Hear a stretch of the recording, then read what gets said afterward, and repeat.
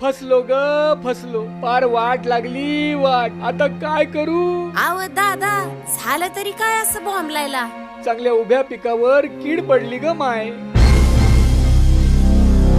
आव दादा, टेन्शन घेऊ नका, डॉक्टरला विचारा की. डॉक्टर? आता हे किडीचं दुखणं कोणा डॉक्टरकडे घेऊन जायचं? हाडाचा डॉक्टर, हृदयाचा डॉक्टर का डोळ्याचा? नाही नाही नाही, शेतीचा डॉक्टर. शेतीचा डॉक्टर? असं कुठं असतं का? हा मग, अहो शेतीचा डॉक्टर म्हणजे जो शेतातल्या कोणत्या बी समस्यावर उपचार करू शकतो.